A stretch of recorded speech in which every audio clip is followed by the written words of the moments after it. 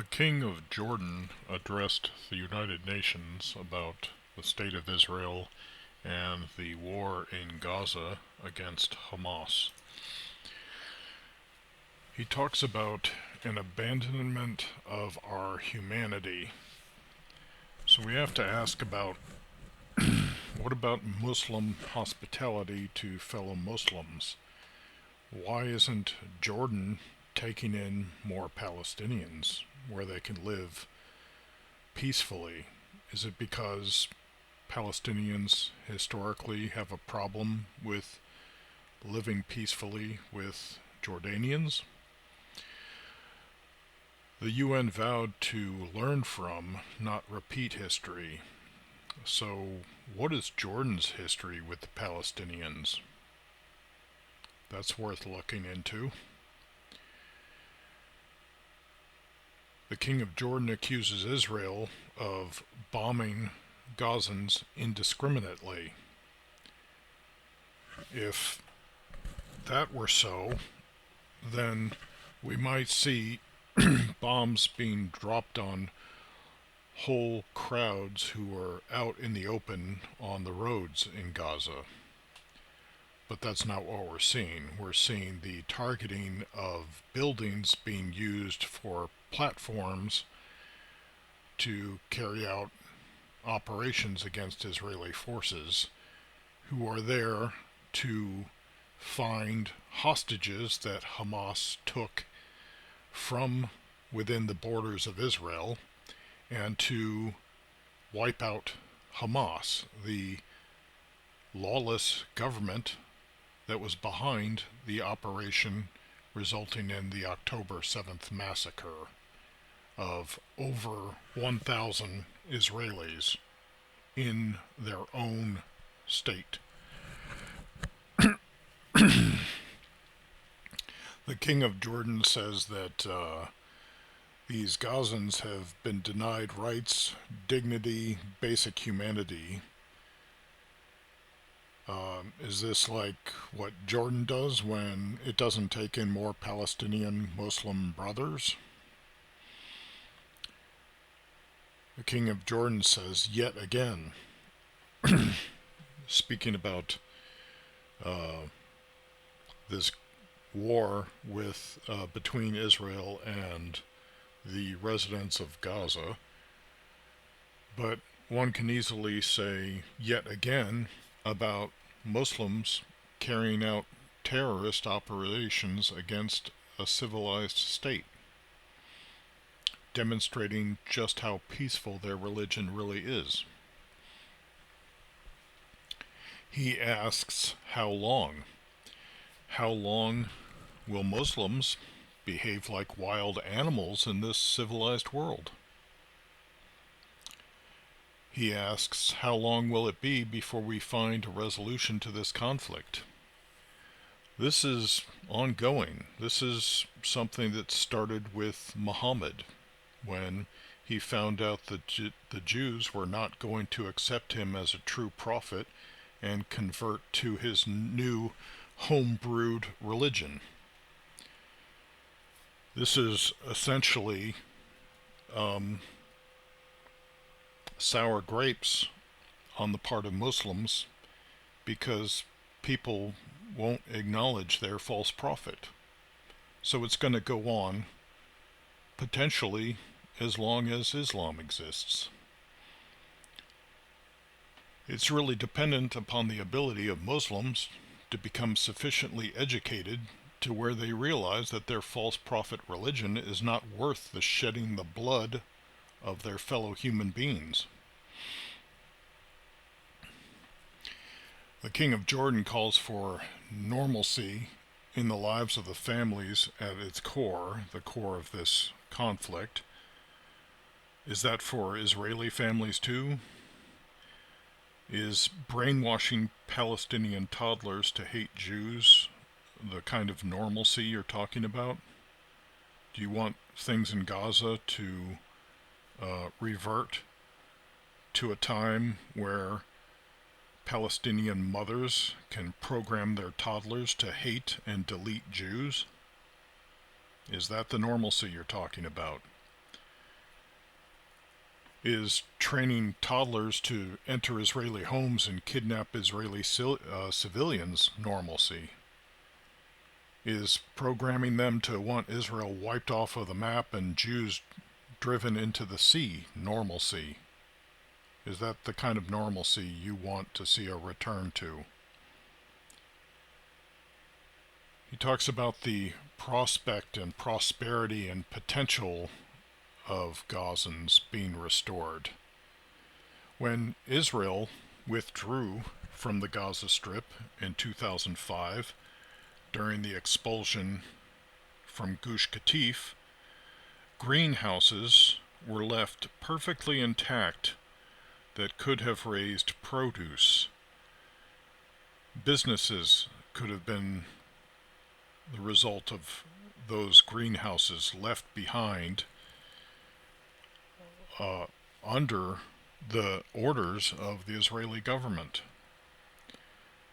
We in the West, we have this idea that maybe Palestinians just need jobs, and if they just had jobs, they could be sufficiently prosperous in life that they wouldn't want to kill their neighbors. We saw interviews on the street by one Corey Gil Schuster where you could see Palestinian affluence and materialism, that Gaza wasn't suffering the way we were supposed to believe. But then, despite all this affluence and materialism, Palestinians, Gazans, crossed the border into Israel, and not just armed Hamasniks, but also just the Palestinian man on the street jumped onto a pickup truck and rode into Israel to carry out atrocities. Apparently the affluence and materialism they were enjoying wasn't enough, that there was something missing in their lives, and that was the deletion of Jews. The King of Jordan calls this the longest standing conflict in the world, like there have been no breaks, just as there have been breaks in other ancient enmities and hatreds going on in other parts of the world. The only thing unique about this conflict is that it aims to deprive the Jewish people of their homeland. He talks about how there's an ongoing illegal occupation of Gaza by Israel, but Israel pulled out of Gaza during the expulsion from Gush Katif in 2005, despite voices within Israel warning that the Gazan Strip and the land acquired by Palestinians when Israelis vacated it would be used to launch rockets much closer to Israel, and that's exactly what happened. We see what little good it did for Israel to pull out of Gaza. Rockets rained down on Israel indiscriminately because those aren't smart rockets, and this was as predicted by Israeli civilians. And then we saw October 7th. These were the results of Israel pulling out of Gaza. Even Palestinians will tell you that things were much better in Gaza when Israel occupied it, because Israeli forces brought law and order, whereas Hamas apparently thinks it's okay to throw gays off of the roof of buildings. He calls Palestinians a helpless population, but yet they convert all the aid money they receive into fabricating rockets and buying or procuring assault rifles.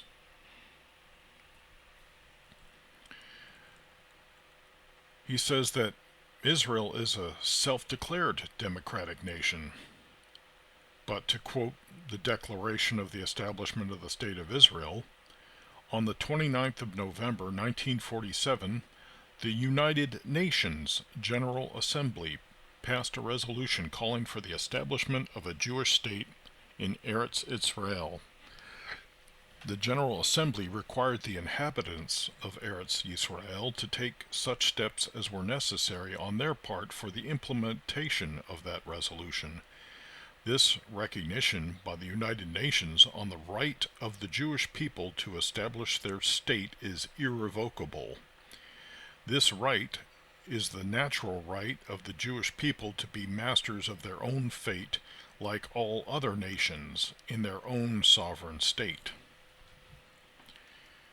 He talks about repeated violations of UN resolutions by Israel, but what about the original UN resolution that called for the state to be established in the first place? If the United Nations contradicts itself, it has lost credibility. The King of Jordan asks, how long will we be satisfied with condemnation after condemnation without concrete action? Well, where are the condemnations of the UN against Palestinian terrorism? Where are the condemnations in the UN against human rights abuses throughout Muslim nations in the world? Where are the concrete actions of the UN against Palestinian terror? Or is the UN content to have a perpetual thorn in Israel's side after its resolution that Israel should exist in the first place?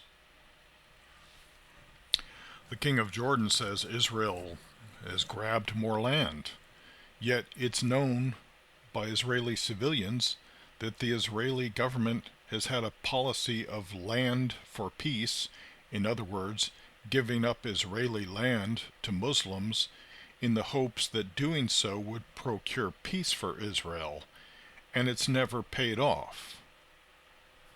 Israel, the government, has been stupidly generous with jihadists by giving up its own land in hopes for peace with the peaceful religion that goes on committing atrocities against other human beings. The King of Jordan says neighborhoods, hospitals, schools, farms, mosques, and churches are in ruins. Palestinians had the opportunity to take the fight out of Gaza and into Israel on October 7th, and they had plans to do so, but they were so distracted by their own erections and Jewish females of all ages that they did not venture much farther than the Israeli border communities. They never made it to the Israeli airfields to destroy Jewish air power. They were just wild animals, so consumed by their lusts. Certainly not professional soldiers. The cruelty of this military campaign continues unabated, says the King of Jordan, just as October 7th would have continued unabated if your monkey jihadists had not ejaculated.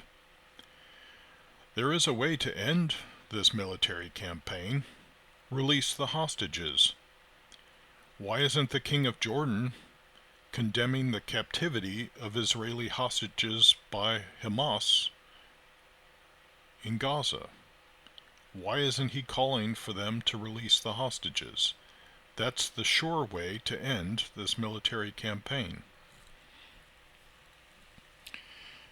He says that Israel violates the sovereignty of its neighbors. Palestinians have rejected offers for a Palestinian state, so where is their sovereignty? They have no sovereign, and clearly neither does Jordan. If you tell us that Hamas was the sovereign power of Gaza, we have seen what Gaza does with that authority. That is a sovereign that not only should, but must be violated. Israel is not a partner for peace, he says, and he thinks that Hamas is. The Palestinians have repeatedly rejected peace deals. He says Palestinians who aspire to the same things you and I do, but Palestinians apparently aspire to delete Jews wholesale and drive them into the sea. They clearly do not aspire to the same things that I do. The King of Jordan asks, how long before we realize that statehood is not something that Palestinians need to earn? Then why do they keep rejecting it when it is offered? As for earning it, if they can't live in peace with their neighbors, then they have not demonstrated that they are deserving of it. No, statehood is not a right. The life of the individual is a human right. Statehood is not a right. It is the result of collective effort of individuals, often bought with trustworthy diplomacy, and all too often with blood. When the Palestinian Liberation Organization was trying to establish a state within the nation of Jordan, was that their right? Then why didn't you fulfill it? If statehood is a right, why do I not hear you educating Palestinians about the state of Israel's right to exist?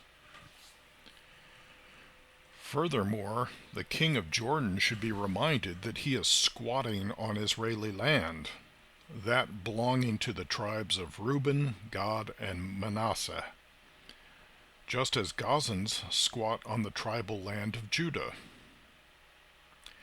The King of Jordan appeals to the United Nations, a bloated, ineffectual bureaucracy of parasites more sinister than any imagined Jewish conspiracy. How will the united Goyim assist you? They are neither united nor worthy of being called nations. Nations do what is best for themselves. These are governments who betray their own people. So how will they deliver you or your fellow Muslims? A respectable king speaks the truth. Trump, though no king, is more of a king than the king of Jordan. The children of Israel will exist in perpetuity. This was not secured by the United Nations or even by the children of Israel, but by a covenant between the King of the universe and his friend, Abraham. Your false prophets will make their false predictions, and your false messiahs and Mahadis will fail to materialize and do their duties. But the children of Israel will live on, and your aims to exterminate them will be as ineffectual as the fumbling attempts of your lawless ancestors.